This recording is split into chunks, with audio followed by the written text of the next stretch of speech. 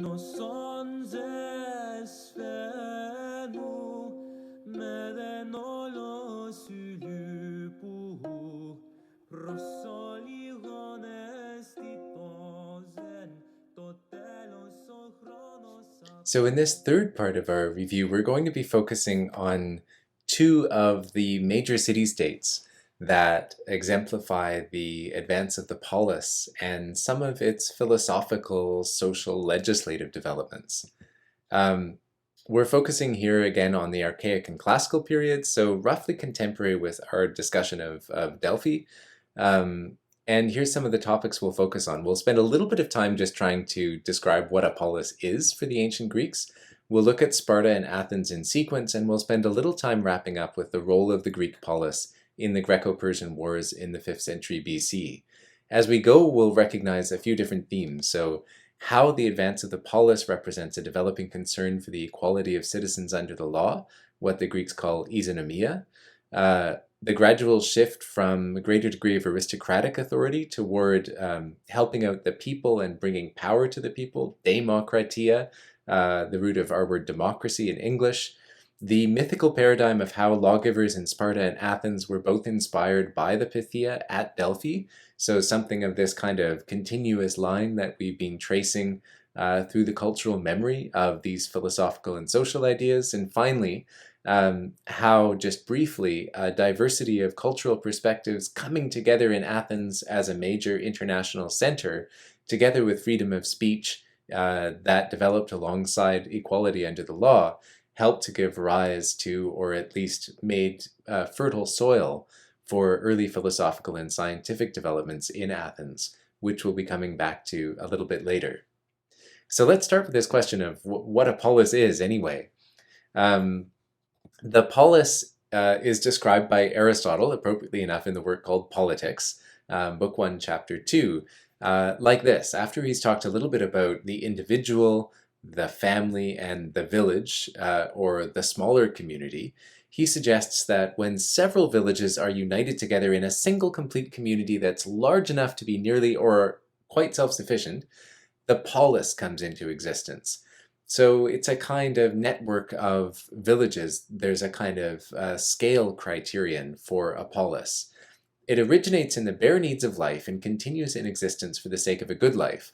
And therefore, if the earlier forms of society are natural, we mean here like family and the village, then so is the polis, for it is the end result, telos of them, and the nature of a thing, the physis of it, its growth principle for Aristotle, is its end result, because what each thing is when it's fully developed, we call its nature, whether we're talking about a human being, a horse, a family. So it's evident, this is kind of leading up to the big point that's so often quoted, that the polis is a creation of nature. That is, the city-state, or the human community, is a natural thing, not just an artificial thing, and that the human being is by nature what's often translated a political animal, politikon zoon, that is, an animal or living being of the polis. Somebody who is without a polis, apolis, is either a bad person, an exile from the polis in that sense, or above humanity, a god. So the polis is, for Aristotle, particularly characteristic of human beings. He recognizes other highly social animals. He thinks of bees, for example, and ants.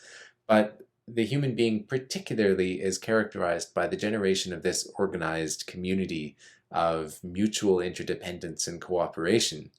It's also important to stress that for Aristotle, the polis is not that big. So it might get as big as 10,000 people, but it's not going to be like a modern nation state or even a modern megalopolis. It's a local and hopefully sustainable institution on its own. Here's a few aspects that are kind of recognizable in the city-states of the 8th century BC and following, recognizing there's lots of variation and lots more we could say about this. They often include an assembly of adult male citizens with voting rights called the ecclesia, a kind of proto-democratic institution, even though it still doesn't give everyone the vote. A boule or council that might set the agenda for the ecclesia, as in Athens. Archons or officials who might be elected or might be chosen by lot or chosen from certain families, and often a coinage. There's some very common spaces as well that show up in the organization of the polis. The agora, that's the community or financial hub. The acropolis or citadel, that's the high point of the city. Often there's a temple that replaces an earlier Mycenaean era palace. The gymnasia, sport again plays an important part as a communal activity and education. Theaters and the drama become characteristically Greek as well, and usually some kind of fortification. So let's talk about a few different polis. First, let's think about, of course, Sparta, or Lacedaemon, in the Eurotas Valley in the Peloponnese. So after that classic picture of a Spartiate warrior, which is almost obligatory in modern popular culture as well, here's where Sparta actually is in the south of the mainland of Greece, Pelops Isle, or the Peloponnese. As we take a little bit of time on Sparta, we'll work through some of these themes. The constitution of Sparta was, according to tradition, dictated by the Pythia at Delphi, insisting on a certain division of powers, the equality of the citizens, and the authority of the people. The Pythia was said to have dictated this constitution to Lycurgus, a legendary lawgiver there. A fairly distinctive feature of Spartan life is that women had relatively high degrees of legal freedom and autonomy alongside men. So this is a relatively progressive element of Spartan life compared to some other Greek polis. At the same time, there's a very dark side to Spartan life and organizations. After a certain period, as we'll see, they subdued a neighboring population, the Messenians, into a kind of state of permanent serfdom or slavery. These were the Helots. And this is a motivation for the perpetual militarization of Spartan institutions. Alongside that perpetual militarization, there was this ideology of martial honor, which has often led to appropriations of the Spartan legacy for bad reasons today, including those images of the Spartan warrior that I just shared. There's both a dark side and a bright side, perhaps, to the popularity of Sparta in modern popular culture, which I'll say a bit later too. Thinking back to our theme of the transition between palace and polis, if we go back to the Eurotas Valley, we're nestled between the Taygetus mountain range and the Parnan mountain range in the site of what's probably a Bronze Age Mycenaean palace, like Mycenae, the legendary home of the Homeric Menelaus, who was the husband of Helen of Sparta, Helen of Troy. Even though this site hasn't yet been excavated, some Linear B tablets have been found nearby, so it does seem likely that there was a Mycenaean palace there. There was a break in its occupation, but it was reoccupied after the Bronze Age decline, and there was a recognizable polis or historical community of Sparta in the 8th to 7th century BC, which was peopled by Dorian Greeks with 5 constituent villages. Later on in the 8th century, this community was forcibly engaged in the occupation of Messene nearby, which was peopled by Dorian Greeks. So let's take a little bit of time to talk about the first of these really significant polis on our agenda for this part of the series, Sparta, or Lacedaemon, nestled in the Eurotas Valley in the Peloponnese, the Isle of Pelops in the south of mainland Greece, associated especially with a profound militarization, which has often been valorized and even appropriated since, and we'll talk a little bit about that as well as imaged in this depiction of a Spartiate warrior. Geographically, again, we're here in the mainland of Greece, pretty close to Mycenae, and some of the themes we'll try to work through include the way the constitution of Sparta came from Delphi, dictated perhaps by the Pythia in part, insisting on a division of powers, the equality of citizens, and the authority of the people. We'll think a little about the unusual setting of Spartan laws relating to the freedom and autonomy of women, for example, in land ownership, which was somewhat distinctive on the Greek scene. We'll talk about the dark side of Spartan institutions, including the perpetual systematic oppression of the Helots, nearby Messenian Greeks, also speaking a Dorian dialect of Greek, who were defeated by the Spartans in a war that led to this perpetual militarization of Sparta to keep them working the land as serfs without full rights that were shared with Spartan citizens. This kind of perpetual oppression was part of the reason for Sparta's militarism and ideology of martial honor. So there's this to consider in thinking about some of the more positive aspects of Spartan institutions as they're appropriated today or as they were appropriated in the past. When we move back to the origins of Sparta with, again, our theme of the line from palace to polis, that is from the Bronze Age to the early historical period, we can spend a little bit of time on this mountain range. This is the Taygetus mountain range in the Peloponnese. Down below from this mountain, nestled between this range and the Parnon range, is a fairly fertile valley, which might be the site of a Bronze Age palace that hasn't yet been excavated, also belonging to the Mycenaean tradition, and possibly the home of the Homeric hero Menelaus, who was the husband of Helen of Sparta, or Helen of Troy. There's some reason, despite the fact that we haven't found it yet, to think that there is a Mycenaean palace there. Some linear B tablets have been found close to there, which is an encouraging sign. There was a break in the occupation of this region after the Great Bronze Age decline, and then a recognizable historical community arises in Sparta around the 8th or 7th century, peopled by Dorian Greeks with 5 constituent villages. Think back to Aristotle talking about the polis coming from villages. That was very much the case with Sparta, where these 5 villages banding together formed the polis. During the later 8th century, as I mentioned a few minutes ago, this community was engaged in a battle with Mycenae, which was populated by other Dorian-speaking Greeks, and the Spartans compelled most of the Mycenaeans to act as a class of land-working serfs, sometimes called by the Spartans the Helots. This, of course, led to a series of rebellions. Aristotle compares, incidentally, the permanent serfdom of the Helots, though he doesn't think of it as slavery exactly, and some sources distinguish it, to the possibly indigenous perioikoi on Crete. These are people who are also denied the full rights of citizenship, as the Helots are in Sparta. So there's a kind of militarized, systematic oppression of an entire community, and the fact that the Helots are involved in working the land and bringing forth the fruits of the earth is what makes possible the military training of the Spartan citizens, which in turn is necessary to perpetuate that oppression. So this vicious cycle is part of the foundation of Spartan society. The Spartans were also regarded as exceptionally pious, according to the historian Herodotus. They would consult the Pythia at Delphi about most of their major decisions. And in addition, we can recognize something of their religious life from the sanctuaries that they dedicated to Athena, the city holder, Artemis Orthia, and to Apollo, who, as the oracle at Delphi, was sometimes conceived of as the source of their constitution, which we'll talk about in just a moment. Spartan women were regarded by other Greeks as unusually powerful and relatively free. They held legally nearly half of the property, perhaps 2/5 of the property in Sparta.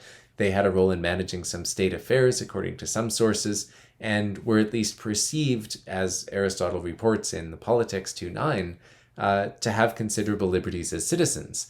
However, they did not vote in the assembly, and the roles through which women's authority was mediated were evidently still sharply demarcated. For example, in religious spheres, like priestly offices, and in motherhood, as we find in some literary sources as well.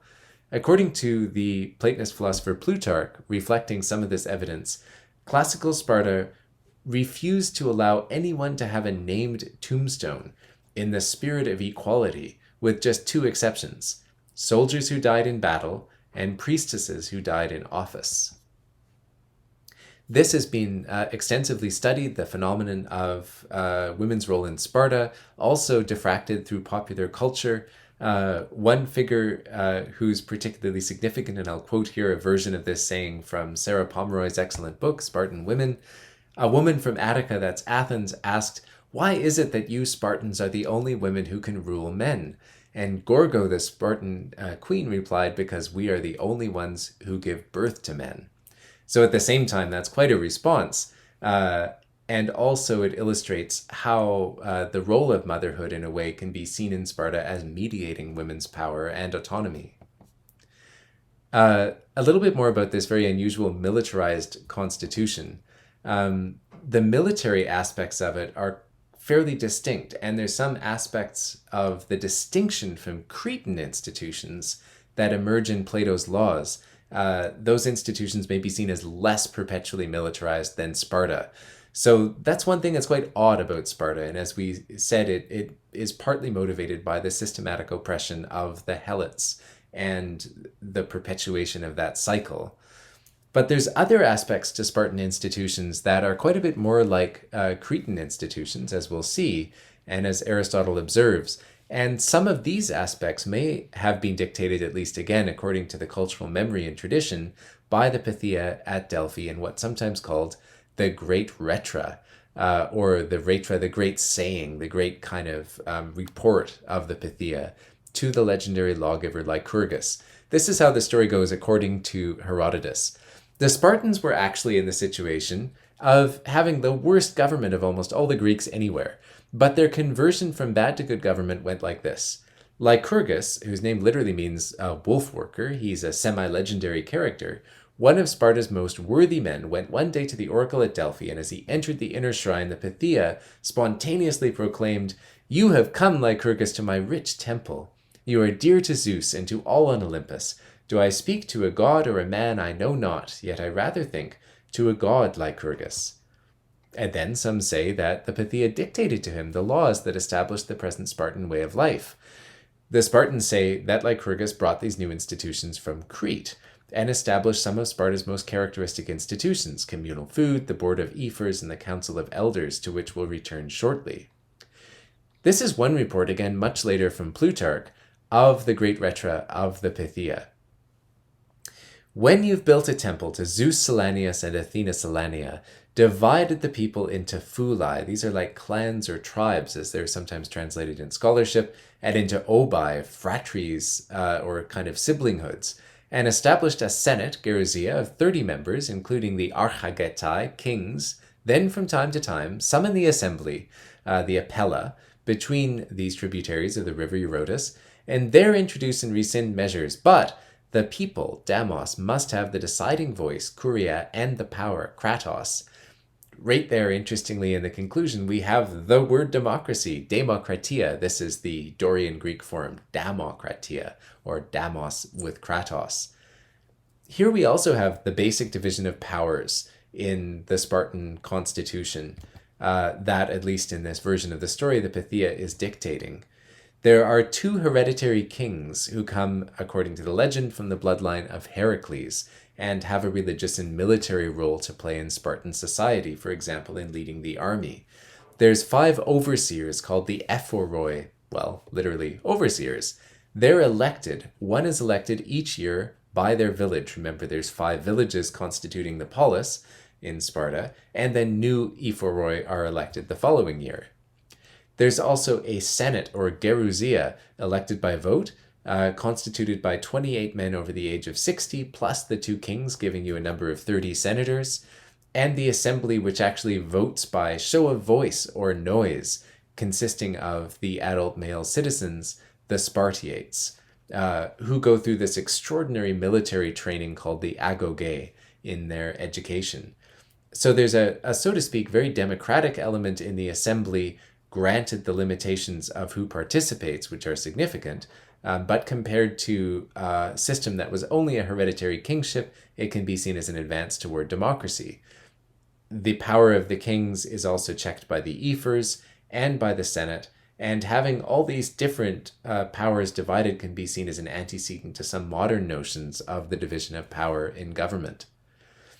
The Spartans with this sort of militarization are famous for lots of zingers, not only arrows, but sayings. So, for example, at the Battle of Thermopylae, which we'll talk about a little bit later, the Spartan Dianekes was told that the Persian archers were so numerous that when they shot, the arrows would blot out the sun, and he responded, "So much the better, we'll fight in the shade." On the morning of the 3rd and final day of the same battle, the king Leonidas, knowing they were being surrounded, famously said to his men, "Eat well, for tonight we dine in Hades." Spartan mothers and wives were said to give a departing warrior his shield with the words, "with it" or "on it." Nearing death, one Spartan general, Agesilaus, was asked if he wanted a statue and said, "No, if I've done anything noble, that's enough. If I've not, all the statues in the world will not preserve my memory." There's also the tradition that the Spartans had very little to say. They were people of few words, hence our saying that comes from the land that Sparta's on, Laconia, when we say laconic, a little like we say of the Spartan simple lifestyle, Spartan, in English. One example of a very laconic response is the response that is supposed to have been given by the Spartan ephors to the Macedonian king Philip II of Macedon, when he said, "You're advised to submit without further delay, for if I bring my army into your land, I'll destroy your farms, slay your people, and raze your city to the ground." And the Spartans replied, "If." So there's also a little to say about the appropriation of the memory of Sparta.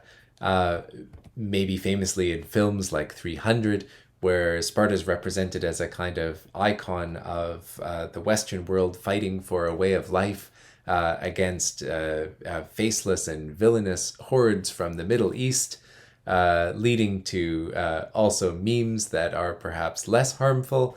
But it's important to say that there is a danger in the romance with Sparta as well, a sense that in some ways this militarization of a society grounded in systematic oppression is not a model that philosophically we should want to follow or valorize.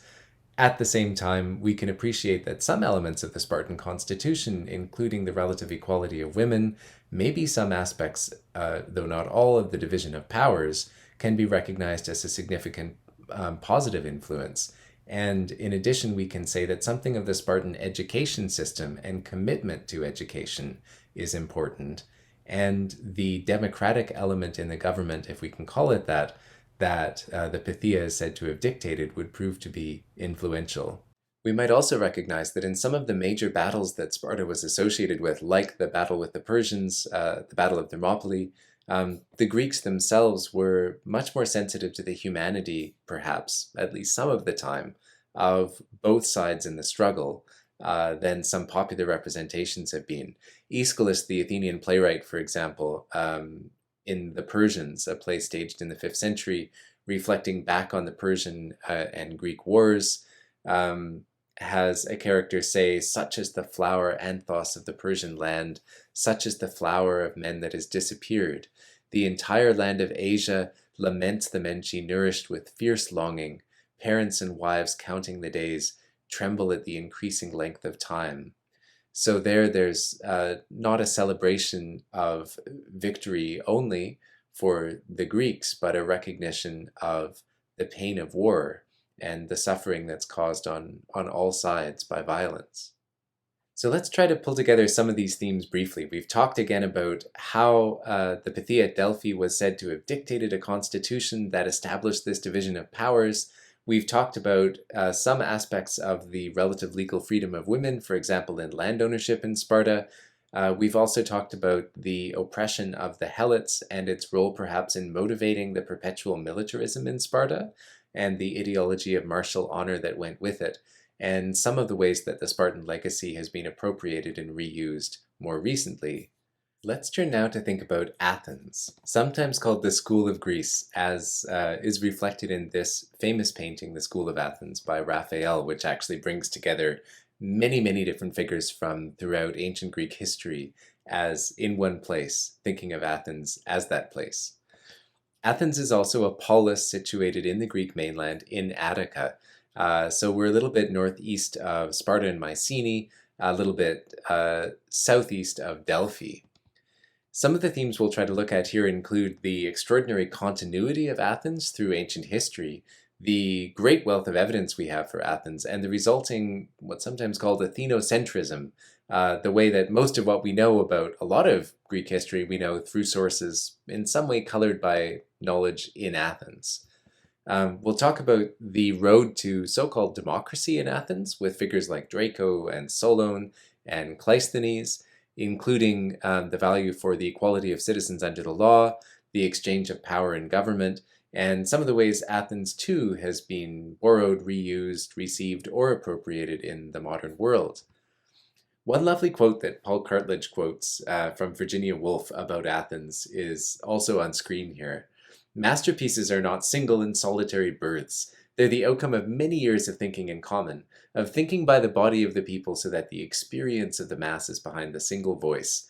Um, in a way, this reflects something of the Athenian idealization of the demos, of democracy, of the way in which there's enough kind of build-up behind an idea of transformation that when the time comes, it moves quickly and takes hold.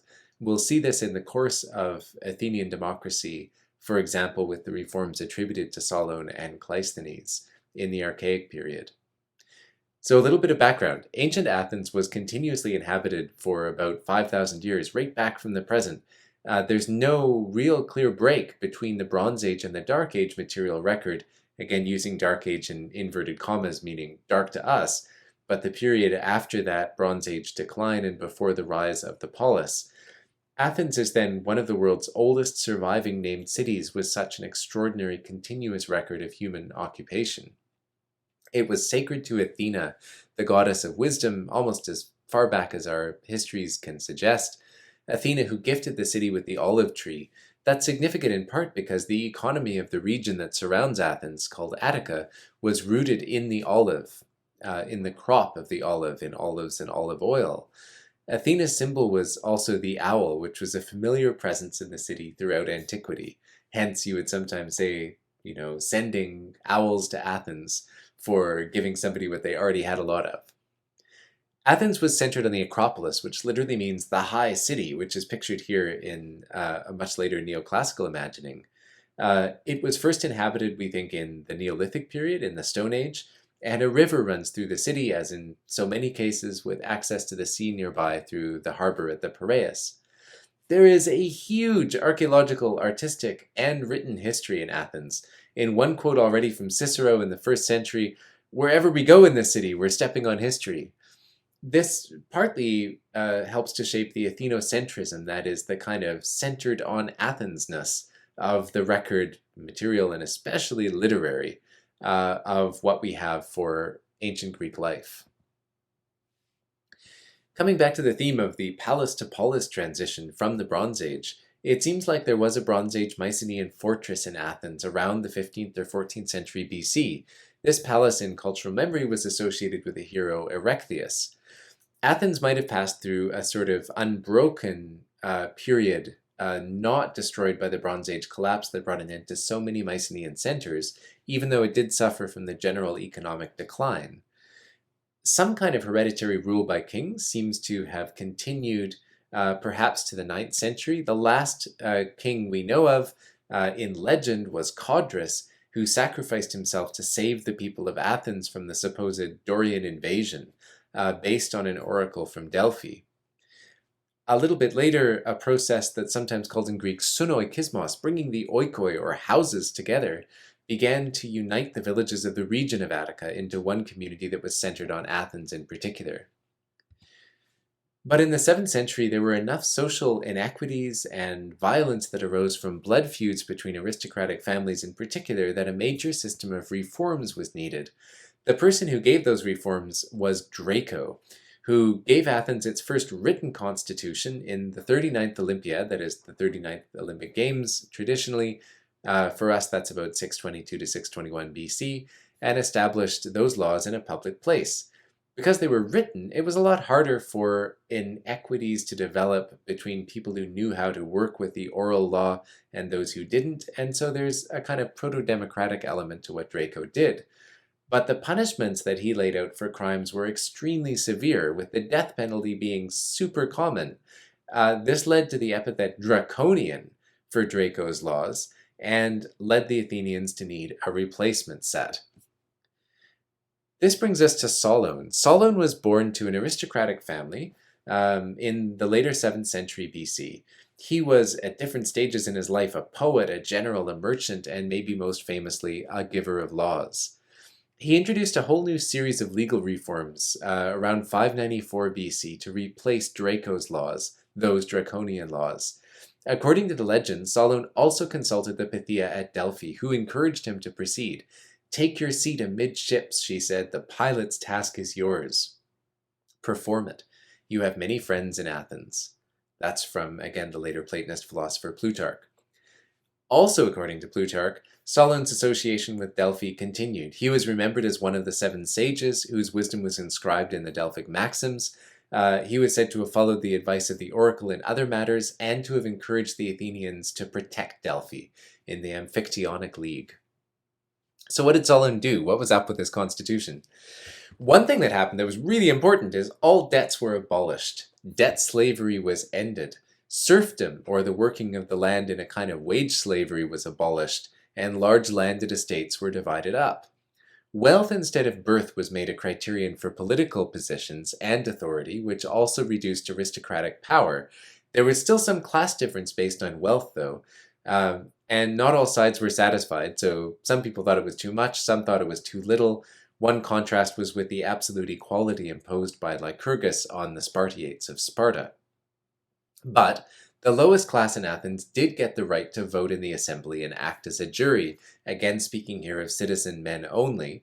This became increasingly important as juries were deciding important cases. Those draconian reforms were repealed except for the ones concerning homicide, where draconian laws continued. Solon's verse was also written in this kind of proto-democratic way for all to see and consult, and it was written in verse. It was a poem. After delivering the constitution, Solon entered an exile, self-imposed, to make sure that he wouldn't become a dictator. Some record that during that time he visited Egypt and studied philosophy with the priests of Heliopolis there. This is a particularly strong tradition in Plato as well. But a period of tyranny follows Solon's reforms.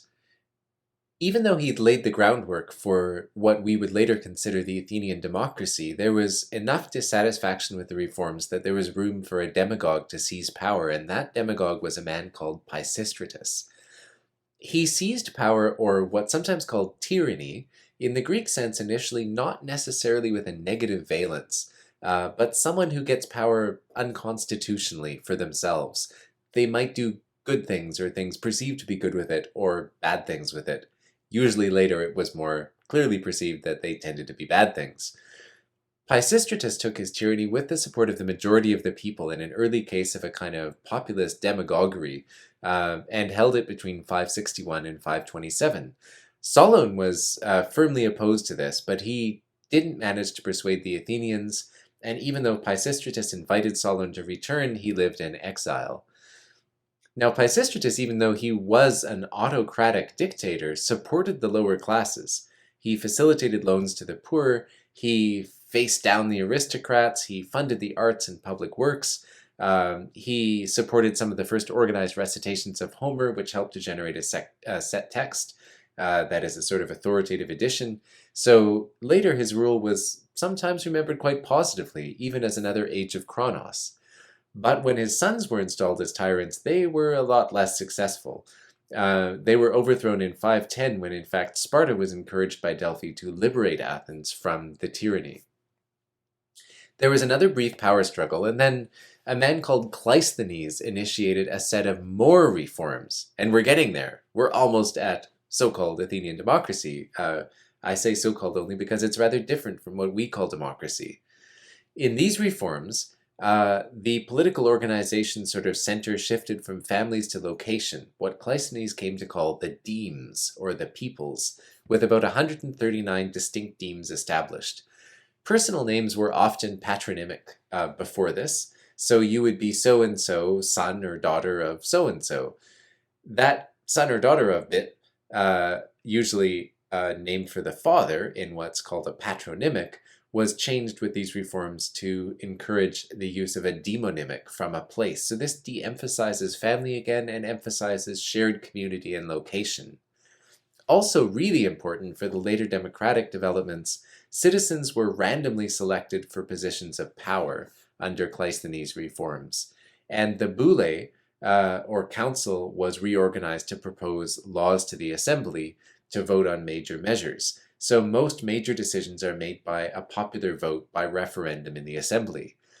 These reforms were described in their own time as isonomia, or equality under the law, and helped to give roughly the shape to later Athenian democracy. At this point, we can recognize that as Athens really came into its own in the 5th century, a lot of different people, cultures, and outlooks came together there as a center of economic and cultural discussion, exchange. And coupled with the freedom of speech and equality under the law that characterized the reforms of Cleisthenes and the ensuing Athenian institutions, there was room for some of the kind of magic uses of speech that are associated with both sophists and philosophers in the 5th century, which we'll be coming back to a little bit later. We can also recognize that often many of these ideas are borrowed or appropriated in later history. Many different powers, political organizations have laid claim to the ancient Athenian democracy as their own or our own in a way that is useful to be sensitive to today as well. So those are some of the themes we can think about with Athens in general, its extraordinary continuity, why there's so much evidence there, why much of our documentation about ancient Greece is centered there, some of the different reforms that paved the road to equality under the law, isonomia, and demokratia, and some of the ways as well that those developments in particular can be appropriated even today. Just at the tail end of this consideration of the polis, let's take a little bit of time with a major event that involved both Sparta and Athens in the 5th century, which is the Greco-Persian Wars. These events begin from what's sometimes called the Ionian Revolt. Casting our minds back to some of our story in Athens, during the conflict of the Athenian tyranny, Pisistratus' son Hippias fled to the Persian Empire, which was then ruled by Darius I. The Persian satrap Artaphernes instructed Athens to accept Hippias back as tyrant. Athens refused and declared a state of war with Persia. Moving forward a little bit, even though nothing came of that at the time, in 499 in Anatolia, the tyrant of a city called Miletus, that we'll be talking about a little bit later, his name was Aristagoras, incited a revolt of the Ionian Greeks, these Greek colonists in Anatolia, against the Persian Empire. And Athens chose to support that revolt for a few reasons. Partly because Persia had supported the tyranny of Pisistratus' son Hippias, so they had a bad memory about that, and also because they felt there was a kinship between Athens and the Ionian Greeks in Asia Minor. Sparta, incidentally, declined to support the revolt. Persia then suppressed the Ionian revolt, and the king of the Persian Empire, Darius I, began planning this giant invasion of mainland Greece. According to the Greek sources, he was motivated in part to engage in punitive action against Athens for supporting the revolt, but also to make a point and secure the empire against further revolts. We don't have quite as much evidence to go on from other sources to think of what exactly Darius might have intended, but that was the perspective from the Greek sources. The first Persian campaigns that started in 492, well, they're remembered as just huge by the Greek sources. In 490, some 600 warships or triremes were sent to Greece according to Herodotus. Ancient estimates of the Persian infantry are in hundreds of thousands. Modern estimates are quite a bit lower, maybe closer to 25,000. But any which way, it was a heavily outnumbered Athenian infantry or hoplite army that met the Persian invasion in the Battle of Marathon in 490, and unexpectedly succeeded in routing the invasion force in spite of the difference in size and scale. There's been a lot of speculation about why that we don't need to get into too much depth with here. Darius' son, Xerxes, then planned a more systematic invasion of the Greek mainland and got together a much bigger force in 481, which has left a profound imprint on cultural memories as well, at least those influenced by the Greek tradition. Herodotus reports an army of some 2.5 million that drank rivers dry, though modern estimates are nearer 200,000. This is where the Athenian statesman Themistocles interprets an oracle from Delphi to trust in the wooden walls to suggest that Athens should focus on a naval defense. And meanwhile, a Greek force of 7,000 is led by the Spartan king Leonidas, with a bodyguard of 300 veterans with children, knowing they may die in the process, to block the progress of the land invasion at the very narrow pass of Thermopylae, the Hot Gates, for 7 days. The oracle at Delphi had suggested that a king's death might save Sparta, or so Herodotus reports. The back road was betrayed to Xerxes. Leonidas dismissed the allies of the Spartans and held it alone, most famously with these 300 hand-picked Spartan veterans. Not as often mentioned, the 700 Thespians, 900 Helots. Remember, these are the people who were in effect slaves working for the Spartans, and 400 Thebans. All of them together made a last stand. The 300 Spartans fighting very bravely and famously, and leaving this imprint again on memory for generations. It made time for the other Greek polis to retreat and regroup. Athens then was in a position to defeat the Persian fleet in their decisive naval battle at Salamis in 480. Xerxes retreated, and the remaining Persian force was defeated by a Greek alliance at the Battle of Plataea a little later in 479. This, in a way, paved the way for the rest of the 5th century BC in Greece, which would later be recalled, again with this kind of centered on Athens memory, as a classical period, where a lot of the philosophy that we'll be talking about went on. The Athenian Acropolis, which was largely destroyed by the Persians in the course of the invasion, was rebuilt in a huge effort that led to, for example, the construction of the Parthenon we know on the Acropolis today, dating from the building works of the democratic statesman and general Pericles. This is also the time when drama, the ideas, sort of proto-scientific developments in Athens really flourish. At the same time, Athenian political and economic expansion would lead to an empire based on naval supremacy, economic power, and tribute, and Athens became a thriving center for economic and cultural exchange.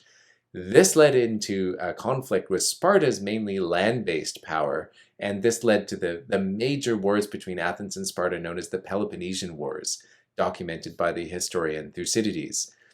Sparta finally, after a long, protracted, and on both sides horrible war, defeated Athens in 404 after involving lots of Greek polis in the alliances, but refused to destroy Athens. The Spartan king is reported as saying that he would not be responsible for the destruction of a city that had done so much for Greece. Athenian democracy was later restored, and a number of major developments continued in the 4th century, which is when, for example, Plato lived and wrote the dialogues of Socrates, reflecting conversations in the preceding century. So these are some of the topics we've covered and tried to give a little bit of context to in this part of the series. We've talked a bit about what a polis is, how these communities evolve, some of the Spartan and Athenian institutions, influenced in part by the oracle at Delphi, at least in cultural memory, literary tradition, and the way the polis acted in the Greco-Persian Wars.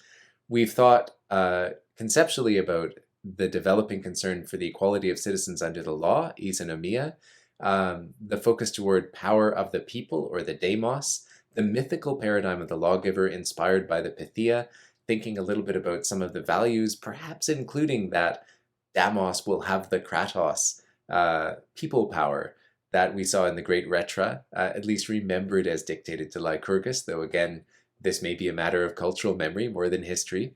And in addition, the way that Athens as a major economic center would become a venue for many different cultures coming together with the possibility of intellectual exchange and the development of some of the movements we recognize as philosophy.